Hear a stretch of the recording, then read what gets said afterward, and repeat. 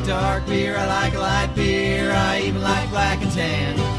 Beer that comes from the bottle or tap, or straight out of the can. We're going to be talking about understanding both barley and malt analysis. I'm a chemist that works on cereal and grain quality with a focus on malting and brewing. I'm originally from Wisconsin. I got into this area, I think, back many years ago. Joined the union, United Brewery Workers Union. Got a job at a malt house, thought that was kind of interesting. Did some training in Europe in brewing, and eventually went into academics. A few years ago, I took a short break to see what corporate world was like, and I worked in R&D at the Coors Brewing Company. So anyway, today it's grain and malt analysis, and I'd just like to get a feel for the audience here. Who is doing malting or growing barley, and that would have an interest in barley analysis? Okay, quite a few. And then on the brewing side and the malt analysis, so it looks about equal there. The bulk of what we talk about today is going to be going through test by test. And then I want to finish up on I get a lot of questions on doing testing in-house. What's possible, what's affordable. So we'll finish up with that, and I really hope to leave some time for questions. One thing that's important to keep in mind is if we're looking at commodity agriculture, barley is really the only commodity that's bought and sold on a varietal basis. That's maybe changing a little bit, but this, of course, relates to the fact that different varieties have very distinct malting, brewing performance. But in my part of the world, particularly and in the West, Montana, Idaho, our agricultural infrastructure really requires, with malting barley, that we have the grain handling infrastructure to keep varieties separate, to keep varieties at different protein levels separate, and then also have a means to be able to identify the varieties. Another generalization is malting barley and malt are subject to more quality evaluations than any other field crop. So this side, barley tests, this side, malt and wort quality tests. And kind of the meaning of that is we look at some of our other commodities here, maize and soybeans. It's protein, moisture, test weight. And the grower, they meet minimal specs, they get full price. We go back here, you've got some sort of kernel damage, your protein's too high, you get docked on price. And this is dealing with the bigger malting brewing companies. And kind of a net outcome of that is, in my part of the world, why we're seeing a lot more of this today than we are malting barley. It's just easier to meet specifications. Historically, it's a lot of information here. Basic thing, brewing's very old. Application of scientific testing to brewing's newer. And when we actually look at barley and malt quality, this really dates the late 1800s, early 1900s. And this is when we started breeding. Also, the industrial revolution growth of our big U.S. brewing industry. We had high protein barley, and we had to find ways to handle that. This time bottled beer was becoming popular, and we had kind of the rise in regional to national brewing companies. This kind of all pushed this barley and malt quality testing. So a lot of our methods date to 100 or so years ago. And I think a good example here, and an interesting piece of trivia, everyone's heard of the Congress mash, but who knew where that term Congress came from? The method was really developed or discussed at this Congress of the German Chemical Societies back in the late 1800s. Testing on barley and malt is pretty new, but for the last 4,000-5,000 years, brewers relied on experience. And that's still key today. You need that experience, that understanding.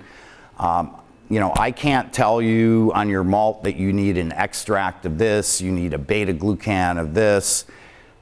It's kind of what works in your system, and then understanding what those malt or barley analyses numbers mean. On the grain side, in the U.S., we have the USDA, Federal Grain Inspection Service, sets some of the grain quality standards. Much of the world on malt, it's the European Brewery Convention, and then in North America, American Society of Brewing Chemists. So basically, why do we test for quality? Obviously, it's a basis of trade. We need it maybe in-house to promote processing, product consistency. In the case of barley or malt, through maintaining raw material consistency. Identify materials that are problems, and basically the industry has developed where they've standardized testing through these professional organizations and official methods of analysis. On the con side is that the methods are really slow to change once they've been adopted. I think the example I gave, our mash method for malt, really dates to the late 1800s. Some of our enzyme methods date to the early 1900s. Anyone here have a biochemistry background? So for those of you, our enzyme methods that we're using in brewing actually predate the understanding of what we take for granted today as basic enzyme kinetics, enzyme biochemistry. So really we have methods, they become ingrained, but in reality they're technologically obsolete. And then I think also we have the way the U.S. brewing industry has developed, in the last 100 or so years, and maybe the methods we have through some of these organizations really aren't suited to all applications or all users. Do these tests predict brewhouse performance? My feeling is the answer is really probably not. If you have a good understanding of your operation and what the numbers mean, yes, you can use it maybe to help predict performance, but just on the surface, probably not. And an example is the conditions we use in the lab aren't the same as the brewery. Extract in the laboratory on malt is a gravity of 8 Plato, whereas in commercial brewing, it's certainly much higher than that. And then, again, looking at extract, every brewery is different. Depends on your process, what you're making, your equipment. We might buy a malt that says the extract is 81%, but we know that, brewery A is maybe in reality going to get like 65% extract out of that, and another brewery, the value is going to be different. So again, the understanding is really critical. Kernel plumpness, pretty straightforward. And when we talk about plumpness, we're measuring the size, width of the grain on a series of stacked sieves, starting with a 7/64, 6/64, 5/64. These sieves are about 3/4 of an inch, or the opening's 3/4 of an inch long. The specs are really user defined. What do you need for plump in your operation? My world, which is coming from barley breeding, we're typically told on 2-row lines, we've got to get above 80% plump. On 6-row, we've got to get above 70% plump. So measuring plumpness, you can have a dedicated instrument, or you can just use hand test sieves. So shown on the top is this German apparatus called the Sortomat. I don't know the current price, but I'm guessing it's $10,000 or maybe even a little bit more. If you're doing 20, 30 kernel assortments a day, it's a great thing to have. But if you're doing one once in a while, it's too much money. And you can really, even by handshaking, do assortment on hand sieves. So plump, pretty straightforward. Plump grain has more starch. It yields greater extract in the brew house. We want plump grain. Typically, it's lower protein, but also the uniformity of plump. We want that grain to be fairly consistent in size fraction.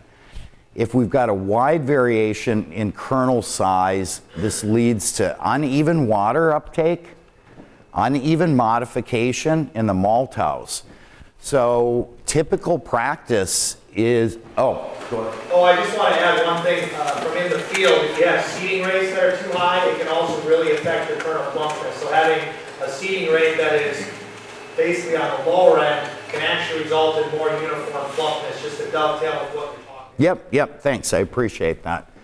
I was just going to add for everybody in the room, if you want to get some of these test screens, there's a place you can get on the internet called QC Screen, and they have those screens stackable for, I think they're $35 a pop. Oh, okay, yeah, that's a good price. If they want to sift their own stuff to see where you're at. Yeah, that's Not a, very expensive. I second that supplier. It's so much cheaper than. so seed burrow is quite a bit more expensive. Yeah. I think last year it's a few $100. Yeah, QC Screen is the place. Do I get royalties involved here? So anyway, practice in malting when you've got this wide variation in size is to size the grain or sieve it before malting. At the end, you may blend it all back together. But, and then typically the thin grain has traditionally been used for making distiller's malt. Plumpness too has some milling ramifications in the brew house. We released a variety a couple years ago and were actually told by one of the major brewers it was too plump. They didn't want it because they were going to have to do some resetting with their mills or something like that. But main factor is with extract. This has been the major issue. Moisture impacts the storability of grain. If you're putting grain in storage at moistures of 13%, sometimes even at 13%, you're going to rapidly lose germ. So I've gotten samples in 2 weeks after, or a month after harvest, where the germ is 30% of it's lost because they've heated up, they've gone into storage at too high of a moisture. So ideal, again, it depends some on relative humidity, temperature, so forth, but Well, that's where one of the challenges come in with having to get out and harvesting it earlier to preserve the germination. Is that drying system that you're using is absolutely critical to get it to this temperature, but not go too quickly to actually damage something grain. I don't know if you're going to get into that. No, I'm not. So that's a good point. And I think too, that's an issue. I know in some areas of the East, very wet this year, very humid. And, people newer to grain growing, it's a given in my area that the small grains producers have grain drying equipment. But I'm guessing here that can be an issue, is getting your grain dried. There's a lot of different commercial meters out there, vary in price. On a real simple scale, if you've got an oven in the lab, you've got a lab mill, you can just buy some moisture tins, you grind your sample, weigh out a gram, heat it in the oven for an hour at like 100 degrees C, weigh it back. So easy way to do grain moisture. And I think the meters, there's some available on the affordable price end. The handheld one that you have there, they are affordable, they're only a few $100s, but the range of moisture it's applicable for farming, but not for malting. Yeah, and that's maybe my talk tomorrow. We'll get into something is doing moisture on when you've got grain at 30, 40% moisture. I think today we're probably not going to have time, but protein, important, user-defined specification. And again, in my breeding world, we're typically told 6-row barley, it's got to be under 13% protein. 2-row, it's got to be under 12. Again, but it depends on what type of malt, what type of beer you're making. You need to set those limits. Generalization, obviously we don't need as much protein for all malt beer. When we're making beer with high levels of adjunct, we're using 50% maybe corn grits. We need more protein because we need the extra enzymatic activity and we need the amino acid or free amino nitrogen from that high protein grain to help support fermentation. Typically, there's a trade-off with protein and extract. Grain protein is higher, we have less extract. There's an issue if we're producing like the light golden yellow type beers or light colored beers. Higher protein can lead to haze formation. High protein malts can actually have too much enzyme. We get into mashing, it's very difficult to control. Conversion might go too quickly. And then if we're making a light color beer, there can also be problems with keeping that color low with high protein. So conversely, protein can be too low. Typically not a problem. And then it's just basically the opposite of the above. Maybe trying to make a beer with some unmalted grain and our protein's too low. We might not have enough enzyme for good conversion in the mash or enough amino acid for good fermentation. How do we measure protein? There's basically two methods that are common today. One is called combustion analysis. This is sometimes known by the trade name of one of the instrument manufacturers, which is LECO. Here the sample under high temperature is actually combusted and we're measuring nitrogen. And then we're taking a conversion factor, which for barley is 6.25, multiplying that, and that's giving us protein. Anyone here familiar with the old protein Keldol method? Couple people. This is basically the modern equivalent of a Keldol. The other common method is near-infrared reflectance. This is a NIR instrument here. Many of these can analyze whole grain. And basically the reflectance of light at different wavelengths in this near-infrared range is correlated to protein content. It's not actually measuring protein. We actually have to calibrate it back against this method. And I've mentioned here, you really can't test protein in-house. This instrument's over $100,000. This one here is probably about $60,000. And you can get a protein done in the $10 to maybe $20 range. NIR, industry standard for grain protein. I think a lot of the sources you go to will be using NIR. The thing to keep in mind is NIR is really only as good as the calibration that instrument has. So, and typically when you buy an instrument, it's coming with a calibration for barley, one for wheat, one for soybeans, etc. But again, so this calibration is basically using a mathematical model to correlate reflectance of light against protein content. So the caution here is if your sample type is not well reflected by that original calibration set, there might be problems. So anyway, I just made up an example here. I'm not trying to pick on New York. But I'm saying I have an instrument and my calibration was set up based on results of barley out of two-row barley out of Western Canada. And now someone sends me a sample of barley, we'll say out of New York, and that barley was wet at harvest. It has a lot of staining. That relationship might break down, and the value we get from NIR might not be accurate. It might be.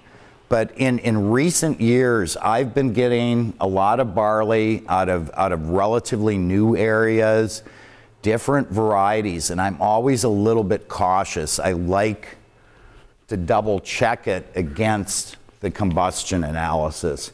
And I think the caution here, and I really don't want to belabor this, is, when you send a sample out for protein analysis, maybe just talk with your lab a little bit. How are they, if they're doing NIR, are they checking the calibration and so forth.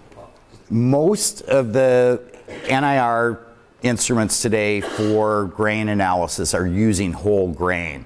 So it's a non-destructive test. You basically dump like 100 grams of the sample in, measures it, and comment? Oh, I've worked with NIR a lot from the forage standpoint, and just as far as the technology, it's really getting anything that's bound to carbon.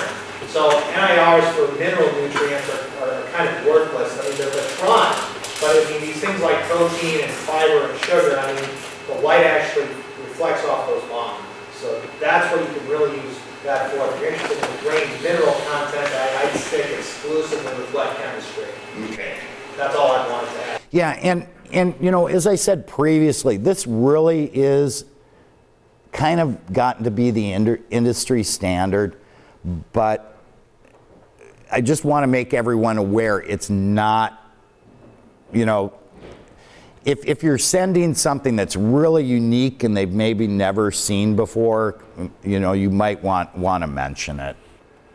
Okay, germination. Malting is a germination process. We all know that. So we have problems when the grain doesn't germinate. I'm going to talk about modification for an hour and a half tomorrow. So we get reduced modification, reduced enzyme, lower extract, poor conversion in the brew house. We can get loutering and filtration problems. Dead kernels are really susceptible to mold growth. And with that mold growth, we can get flavor problems. So basically, a general rule of thumb is on malting barley, you really should have above 95% germination. Does that mean that you can't malt 94%? No, but it basically, the higher the germination, the better off you are. So poor germination can be due to dormancy, water sensitivity, or dead or underdeveloped kernels. There's basically 3 easy tests we can do in the lab to address this. First is germinative energy, which is basically what percentage of that sample will germinate right now. And to do this, it's really easy. Count out 100 kernels. We put them on a filter paper in a Petri plate. We add 4 mils of water. And then every day for the next 3 days, we count the kernels that have sprouted or chitted. And so let's say we harvest in August. We check our germination in September. It's not real good. If we go back and do it again in November and it's improved, we probably have dormancy. And we're going to get to dormancy, if not today, tomorrow, in a little bit more detail. Is there a test to test for dormancy that's not waiting 2 or 3 months? Yes. And we'll indirectly, we'll get to that in just a second here. So water sensitivity, is we can do the same Petri plate test, but instead of adding 4 mils of water, we add 8 mils of water. And so between that 4 mil plate and the 8 mil plate, if we're seeing like a 30% difference in germination, that's telling us we have something called water sensitivity, which is basically a condition, a physiological state of that grain that makes it very sensitive to germinating in excess water, basically when it's coated with a film of water. And you might hear about this in one of the other talks. If you have water sensitivity, you need to change the way you malt. When you have high moisture, dead grain, and you go to germination, this is what can happen. And these kernels are basically covered with pink and black mold. We see no sprout. The final test in germination is called germinative capacity. And this is basically an estimate of what the total capacity of that barley to germinate right now. And the way that this is done, again with 100 seeds, but we place them in, I think it's 150 mils of 0.75% hydrogen peroxide. That hydrogen peroxide breaks dormancy, and again, we do the count at 24, 48 hours. So if we run the germinative capacity and the germinative energy test and we have a big difference, let's say on the hydrogen peroxide test, we have 100% germ. On the regular 4 mil blotter test, we've got 85. That's telling us about 15% of that sample is dormant.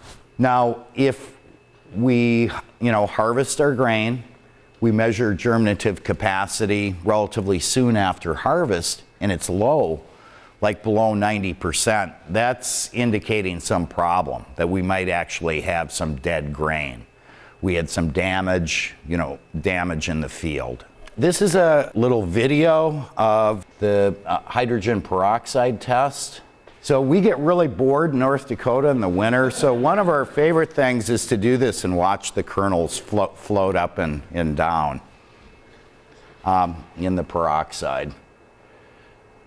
Yeah, that's probably enough. So, damaged kernels. I'm not going to spend a lot of time on this, but we can have things like heat damage, mold damage, which is shown here, frost, insect damage, skinned and broken. They're generally indicative of things that are going to be a problem in germination. And I think to learn to assess this, the Federal Grain Inspection Service has some really good resources for this. They have sets of slides or sets of pictures that show the different types of damage. But again, these basically relate back to germination. And the damage assessment is visual, so it comes with training, comes with experience. Sprouting can occur under a number of different conditions, but it's usually associated with rainfall at harvest. Biggest problem with sprouting, rapid loss of germination and storage, or it might be if the grain is so badly sprouted, it might not even re-germinate. But with moderate to low sprouting, we actually, if we do malt shortly after harvest, hopefully you can get it to re-germinate. So here, obviously, kernel that's sprouted. We've got shoot and root growing out of the kernel as it was harvested. If you see this, you're screwed. Where we have problems is where you actually can't see it. Germination this bad, maybe you can work with it, but if it's extensive, it's going to be tough. Basically, there's a lot of tests, but what's out there commercially today is a test called the falling number and one called the stirring number. They're both based on alpha amylase and the fact that barley, sound ungerminated barley, doesn't have alpha amylase. As the grain sprouts, alpha amylase develops. So as a ballpark number, falling numbers below 330 seconds can indicate sprouting. With stirring number RVA, stirring numbers below 130 start to indicate sprouting. I want to kind of go through this quick. This is a schematic from the manufacturer of the falling number apparatus. But basically the way this works, we grind our barley or wheat sample, we add it to a big test tube, and place a plunger in that test tube, mix the sample up, the flour and the buffer, and then we heat it up to boiling. And boiling gelatinizes the starch, so we get a paste. And that plunger is raised up to the top of the tube and it's dropped. And the falling number is the time it takes the plunger to drop from the top to the bottom. So if we have sound barley, that starch paste remains thick and it takes a long time for that plunger to drop. If you've got sprouted barley, you have alpha amylase there. Obviously the alpha amylase is going to break down the starch, that paste thins, and the time for the plunger to drop is very low. So in this case here, they're saying 250 seconds. That's probably slightly sprouted. If you have a sample on falling number that's 60 seconds, that's the minimum of the test. If you have the buffer in the tube, it takes 60 seconds for it to drop. Anyway, I'm going to go through this quick. There is an official method for sprouting where the grain is pearled. Everyone familiar when I talk about pearling? Just abrading the husk off the barley. It's kind of hard to see. The walls in my lab really aren't this color. This is basically kind of like a bench grinder with a case around it. So we dump the barley in, it grinds the husk off. And with sprouting, what happens is when the grain sprouts, there's something that physically, chemically goes on, that the embryo or the germ gets a little looser. So when we pearl the grain and the embryo falls off the barley, that's an indication of sprouting. If we retain the embryo, it's probably sound. This is really tricky to do. If you go this route, you need to get training somewhere. It's an official FGIS method, so they maybe offer training. But I think on sprouting, it might just be easiest to send a sample off for analysis. Okay, deoxynivalenol. So we heard last time a little bit about disease, fusarium head blight. This is really the area where I do a lot of my research is on mycotoxins in malting and brewing. DON, also known as vomitoxin, is the most common mycotoxin that we see on small grains. It's caused by Fusarium graminearum, and many of you know the disease barley Fusarium head blight.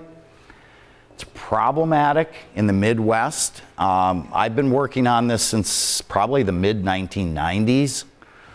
And I think here, the eastern US, you're also seeing problems with DON. Yeah, chemical structure of DON, memorize that and we'll have a test tomorrow. The issue, DON can be transferred to the beer from the malt. It's in theory a food safety concern. And I think it's a consumer concern too. You don't want to make beer that has vomitoxin in it, whether it really... Yeah. If you go back to Roman times, you could tell if it was a good tap or not, whether you threw up from the vomitoxin actually in the drink. So, I mean, it's a very long-known issue, and that's the concern. Is it something that would be distilled out? With distillation, it'll remain with your spent grains. A lot of people say distillation. isn't as much of an issue in brewing. Brewing, it goes into the beer, distillation, it's not going to be distilled, but you need to worry about what you're doing with your distiller's grains. Okay, Don can be produced during malting. We can have fusarium growth in malting like we see here. With 1 to 2 parts per million on the barley is where we start to see noticeable damage. There was a question on like DP, what does it do to malt quality? This is where it really starts to show up. We see an increase in wort color. We see an increase in soluble nitrogen. The US doesn't have any official limits on what's allowable on barley. So limits have been kind of self-imposed. So I mentioned beer gushing. I used to do a lot of work on beer gushing. This is an example here. Some of my colleagues in Finland.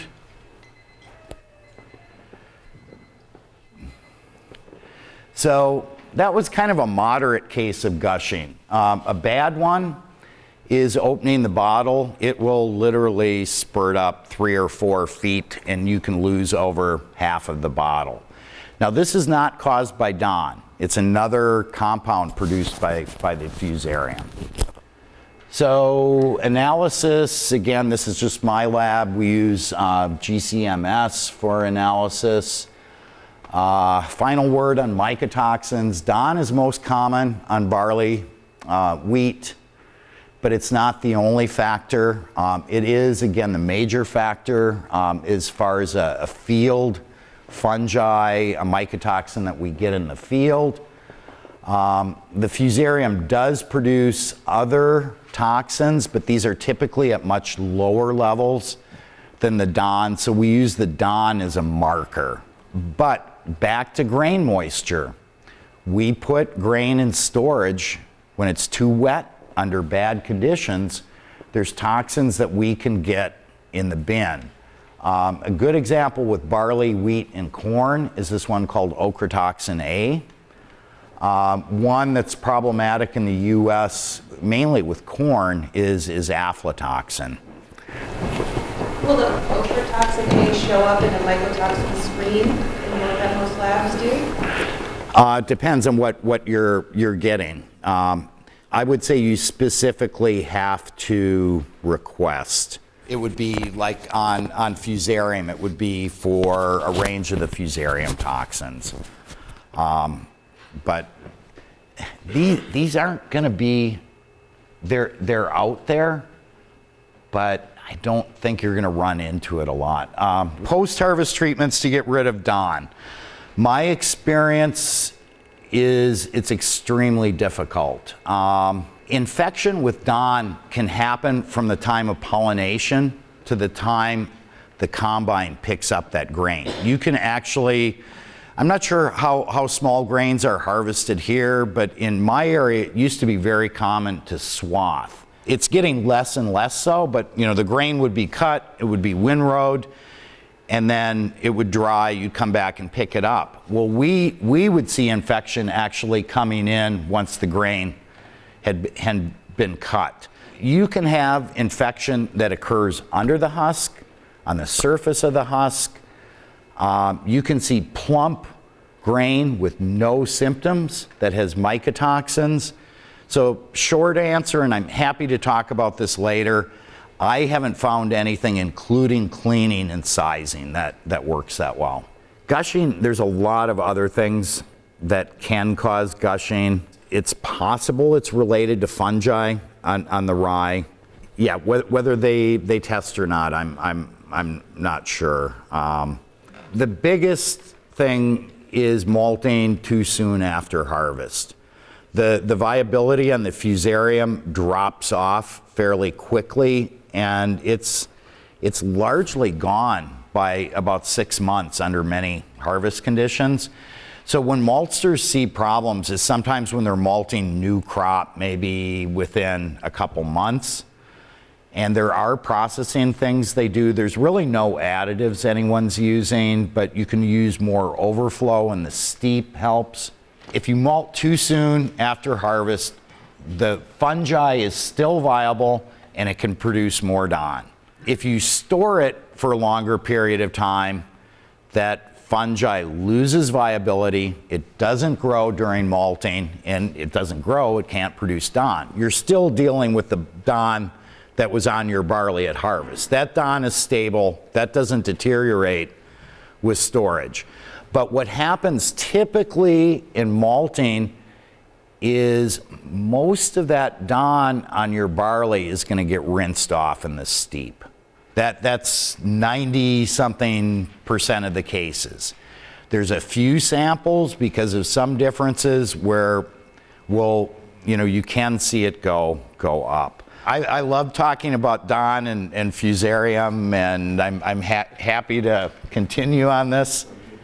Well, this is just, you mentioned in passing, maybe getting back to it, the analysis that you use to test for this. Is this something that we have any ability to, is the equipment affordable to test for this ourselves, or is this something we're probably sending away? Yeah, Don, I really recommend sending it away. There's two methods. One, which is an ELISA.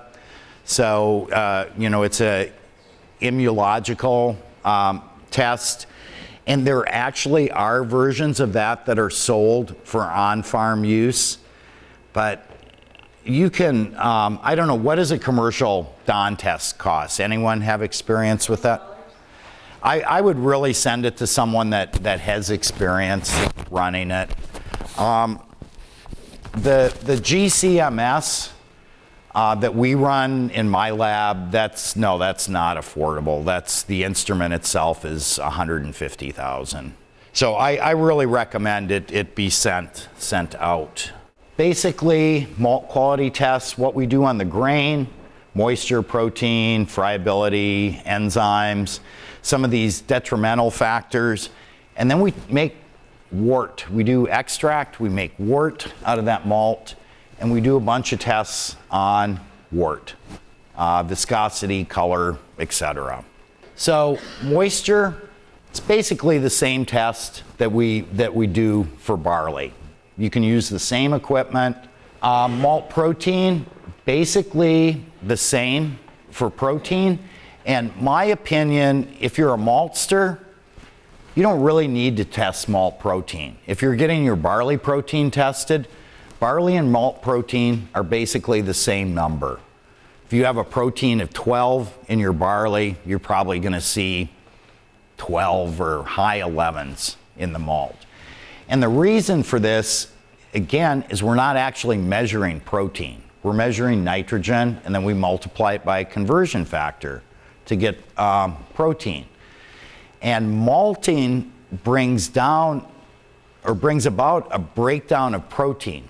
That protein in the barley grain, we break it down into peptide, we break it down into amino acid, but we're not losing the nitrogen. We're just taking the nitrogen from a high molecular weight form and breaking it down into a smaller form. So, and really the only loss of nitrogen we get is when we take the rootlets off. So my feeling here is you can measure the malt protein, but you can fudge and use your barley protein because it's not going to be that much different. Okay, DON testing on malt. If you had it on your barley, you might want to check your finished malt. Testing's basically the same. This one I think I'll probably skip over fairly quick too. Is anyone familiar with this dimethyl nitrosamine? This was a big deal back in the 1970s in malting and brewing. There were some studies that came out and showed, worried about cancer, and you shouldn't eat bacon, you shouldn't eat smoked meat because of these nitrosamines. And then it came out that about half the exposure in the German diet was from beer. And they traced the problem basically back to kilning. We were burning something for heat in the kiln and passing those gases directly through the malt. These NOx gases, combustion gases from the kiln, combined with barley amines and formed this NDMA. So solving that, kilns were redesigned so that heating wasn't direct. We were passing the air through a heat exchanger. That basically got rid of this. I mention it because it is something that does still come up. It's very expensive to test. There aren't a lot of places that do it. It's a fact of life, just, you know, like when we smoke sausage and stuff like that. It's, you know, it's to be aware of it. Some of the big commercial companies, they set limits on this around like the 1 pp part per billion range. Okay, malt enzymes. When we look at a typical analysis, we see alpha amylase and DP. Both of these are measures of the malt's ability to degrade starch into fermentable extract. Alpha amylase is sometimes called a dextrinizing factor. We imagine starch as this big, long, high molecular weight molecule.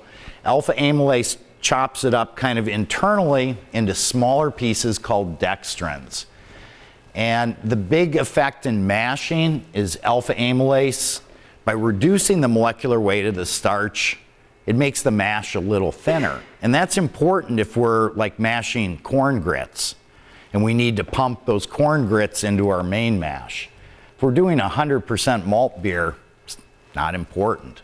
So my opinion on alpha amylase is it's almost always in excess, and it's really only important if you're using a huge amount of unmalted grain in your formulation. The unit from the American Society of Brewing Chemists is called dextrinizing units. Is a ballpark rule of thumb. 6-row and 2-row malts are pretty close in alpha amylase levels. Somewhere in the high 40s to maybe like 60 DU range. And to be honest, if you've got a malt that's 60 DU and one that's 50 DU, I don't think you're gonna see any difference. It's there at excess. Distillers' malts are produced oftentimes for very high alpha amylase activity. So we're using the thinner, the higher protein barley, and we will see very high DU or alpha levels in distillers' malt. And this is, you know, in products where we're using that malt is solely as a source of enzyme in converting our mash. Once I get this posted and you're interested in the method, you can go back and take a look at this. I'm gonna skip it, but I said the methods were old. The ASBC alpha amylase method dates to a 1939 publication, and this actually dates to publications out of the early 1900s. And it's based on starch's ability to bind iodine. We know we mix flour starch with iodine, we get a purple color. Alpha amylase degrades that, we get a reddish color.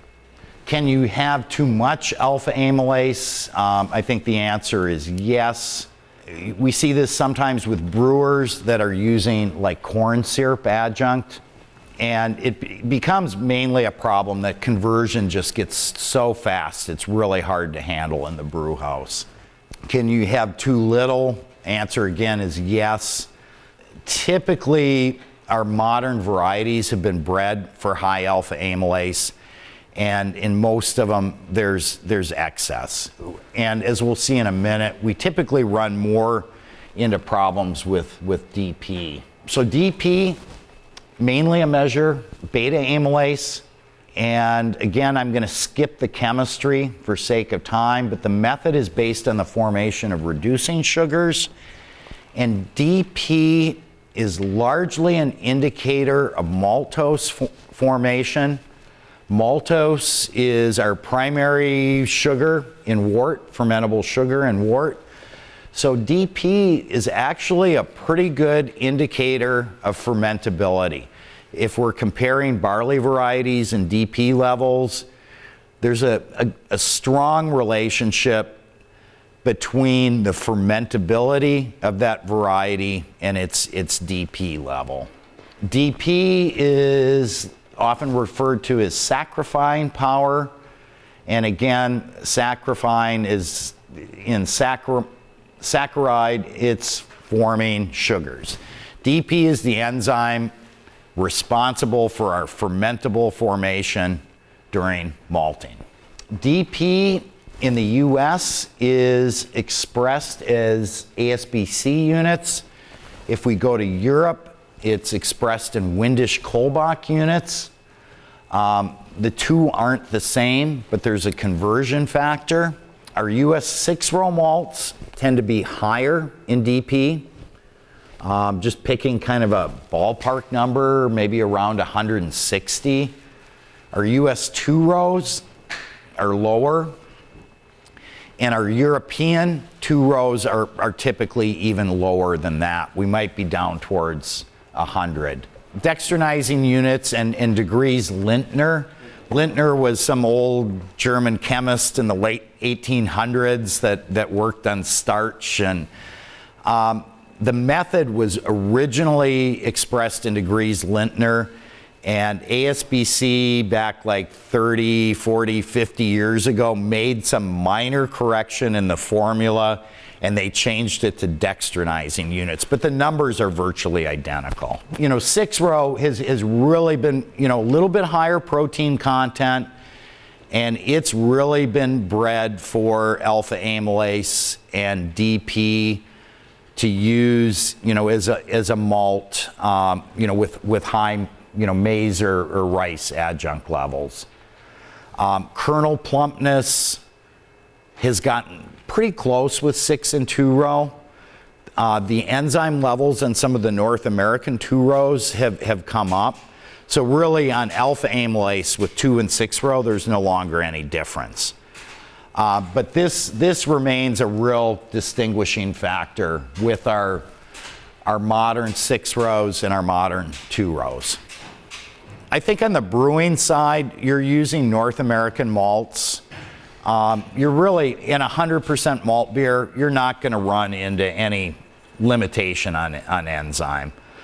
On the distilling side, many distilled products, your actual extract is coming from another source. It might be maize or, typically we want high alpha and we want high DP in that distiller's malt.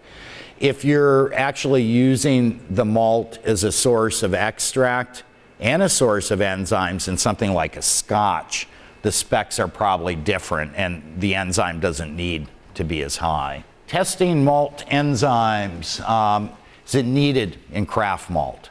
I don't think often. ASBC methods, dated, complicated, they're tough to do. Most big malt labs today, they automate these methods with something called flow injection.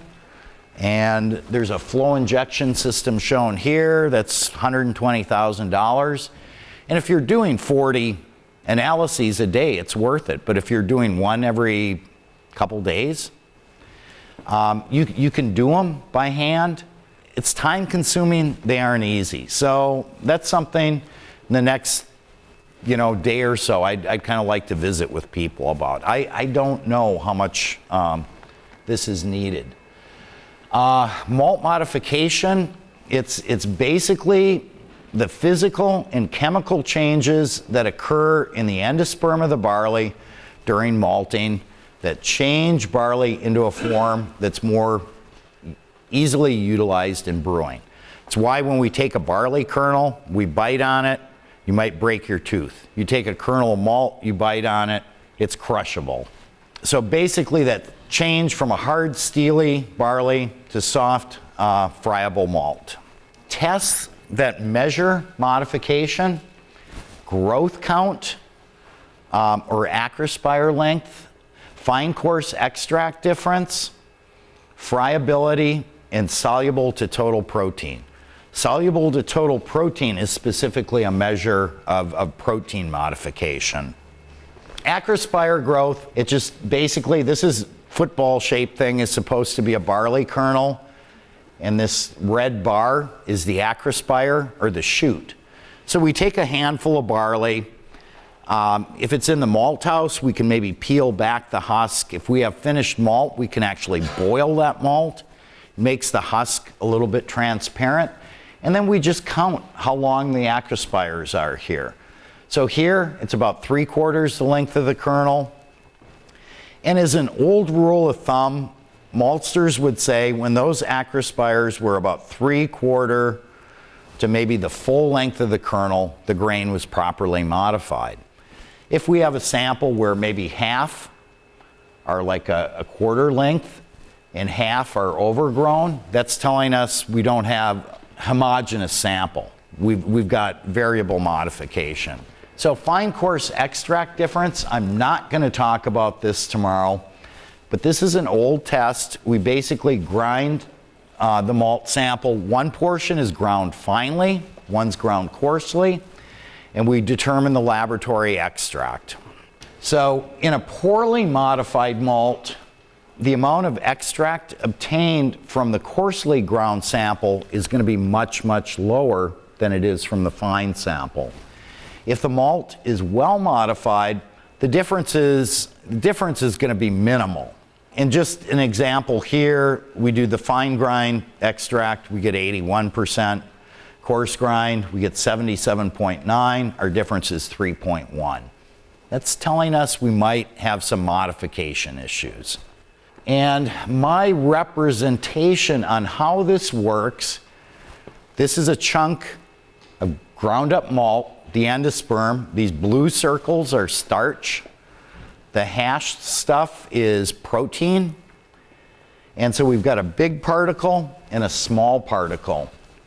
And in the poorly modified malt matrix, our enzymes that bring about that extract can't penetrate that big particle as well as they can the small particle. The small particle has more surface area. In a well-modified malt, we've broken down a lot of that protein, and particle size really doesn't matter. The enzymes are able to get in to both side particles and break down the starch, form our extract about equally.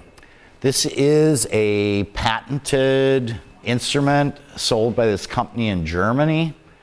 It's based on a principle of textural change from barley to malt. We basically weigh out 50 grams of malt. It's dumped in the top of the friabilimeter. There's here a rotating screen, and there's a roller. So we push a button that turns for 8 minutes, crushes the malt, and in a well-modified malt, most of the malt should pass through the screen into the container below. In a poorly modified malt, most of it's not going to crush, and it's going to remain in that drum. This is basically the friabilimeter in operation. Yeah, I hate doing this because I'm very impatient, and just waiting there for 8 minutes drives me nuts. But anyway, so the end of the test, we get a coarser sample that's retained in that drum, finer sample that passes through, and friability is basically 100, 2 times the malt remaining in the drum. Up in the high 70s and 80s for friability is generally believed to be pretty good. There's a secondary test called percent unmodified malt, where we take this material that was in the drum and we dump it on a hand sieve and shake it. Basically the large particles that don't pass that screen are considered unmodified. So this is basically after sieving. This is what's gone through the screen, and this particular sample I showed in the video is really bad friability. I don't know the exact number, but it was probably below 70. And we see a large portion of this sample is unmodified, and we actually have some whole kernels there that didn't crush at all, suggesting that malt sample we probably had some dead grain that didn't modify. So malt extract, again, we discussed the fine coarse difference. When extract was developed, 1800s, early 1900s, the only reason we did extract was to figure out what the theoretical extract of the malt was. The brewer could take that number and they could do formulation. You know, you knew in your brewery that your efficiency was maybe lower. Anyway, it was for a basis of trade, and it was for doing formulation. Now, over the last 100 years, we're testing the wort we get in the lab for viscosity, color, soluble protein, free amino nitrogen, beta-glucans, etc. Around the world, there's basically 2 extracts methods that are used. By far the most common is the Congress mash procedure, and I'm not sure this is exactly correct here, but basically we grind the sample, add water, we heat it at 45 degrees, I think it's for 20 minutes, then raise the temperature a degree a minute to 70, and you hold for an hour. After that, you take your extract, you filter it, you measure the specific gravity, and in turn use that to calculate extract. The method that at one time was common in the UK is called hot water extract. This is simply an isothermal, single temperature mash. We hold it at an hour for 65 degrees. It's probably used to some extent today in the UK. Most of the world uses the Congress mash. So in both cases, we filter the mash and then measure specific gravity. This again is my lab with the weird green walls for some reason. But so I'm state of the art here for about 1950 in terms of my mash equipment. You'll find much newer versions of mash baths. Measure the specific gravity. This can be done at lower cost, sample by sample, using a hydrometer or a pycnometer. Commercial labs that are doing large volume of malt analysis are typically using an instrument made by Anton Parr, digital density meter. Again, for occasional malt analysis, cost on this is probably prohibitive. We're looking at $60,000, $70-some thousand, I think. I'm going to finish up on extract today. Most important factor to mega brewers. They're basically purchasing extract for millions and millions of hectoliters of beer. But one thing I want to point out, in reality, if we look at Malt A that has 80% extract and Malt B, 81% extract, and I just did a calculation for like a hectoliter of beer. I think maybe it was at 80% extract, that hectoliter took about 18 kilograms of malt. For years and years, when I've been working in my job, and a lot of the work was with the big brewers, they were always telling our breeders, you've got to increase extract. Extract is key. It saves us millions of dollars a year. But in reality, you know, that 100 liters of beer, we need 18 kilograms of malt. That 1% extract is really only 200 grams. I don't know, my feeling, unless you're using lots and lots of malt, I don't know how much of an economic factor extract is. Another thing to keep in mind, lab extract provides an estimate of the theoretical extract. What you get in the brew house is lower. It's used in formulation. I guess as far as the brewers here, are you using, you know, on your malts the extract values when you do new recipe or formulate a beer? Okay. Criticism on ever since this method was developed, it's been criticized, and it's not the way we do it in the brewery. Well, so we're doing a laboratory wort that's 8 degrees Plato. Our brewery worts are higher extract. So it's not the same. But why do you think we mash an 8-degree Plato wort in the lab? If we did a 15-degree wort, we'd be paying for 4 or 5 hours of overtime to the laboratory staff.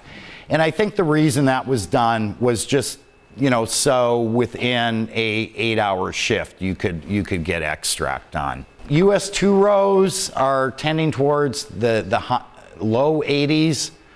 US 6 rows, modern varieties, in the high 70s to low 80s. When we compare Congress versus hot water extract, extract is higher in the Congress mash.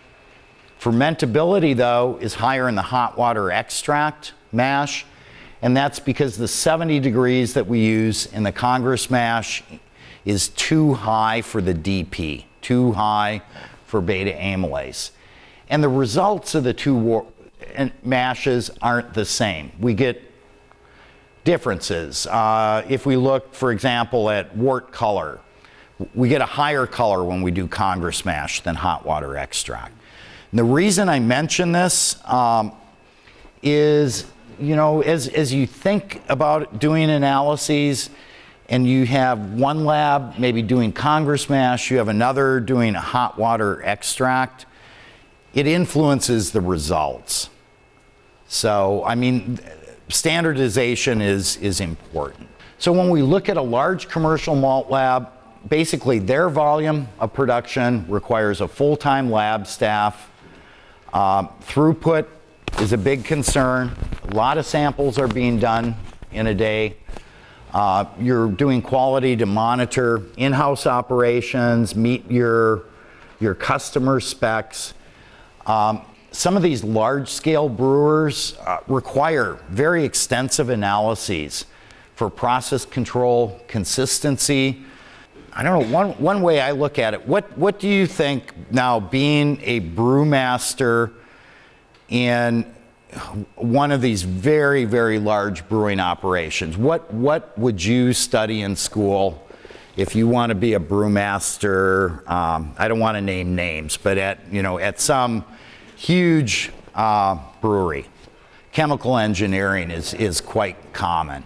And so in a sense, some of these large operations, they operate around the clock, and it is in a sense, it's a chemical engineering operation. Equipment cost in a major lab, easy $500,000. Need on the craft side, and I'm going to throw this out real quick and then stop. Barley testing. I think if you have a lab mill, a balance, an oven, moisture meter, it enables you to do a lot of the tests. You can do plumpness, I forgot test sieves, germination, moisture. Again, to repeat myself, I'd outsource protein, and if you have problematic crop years and you need to do DON or sprouting, I would outsource those. Malt analysis. This is where I think things get tricky. What's actually needed? Equipment costs rapidly gets to be an impediment. Another problem is there's not many commercial labs out there that do malt analysis for a fee. Is there a need to be looking at some alternative methods? Modification, you can do growth counts. Those are really, takes a little bit of training. I know that there's some people that swear by a friabilimeter. I don't totally disagree with that. Again, we're looking in the $8,000 to $10,000. And again, only really good for 2-row, sometimes 6-row, but definitely not wheat, rye. Yeah. Good point. Yeah, I have one in my lab, and for many, many years, I've worked mainly with 6-row, and it doesn't work the same on 6-row as it does on 2-row. But this might be something to think about. Enzymes, I don't know. Malt analysis, mashing. The official method, if you want to do the official ASBC, EBC mash method, you really should have the recommended malt mill, which is the Buehler malt mill. It's $12,000 to $13,000 for a malt mill. Mash bath, if you buy something out of Europe, I don't know, you're at least probably 50,000. Out of China now, there's some laboratory equipment that's much cheaper. But, you know, talking with some people on the craft side, I know there's talk on, you know, more what I'm going to call DIY options. And then when we look at wort analysis, you know, what's the thought? What do you really need? What do the brewers, you know, need on that side? That's a lot to cover on the full analyses, and I'm happy to talk with any of you on this. So, yeah, thanks.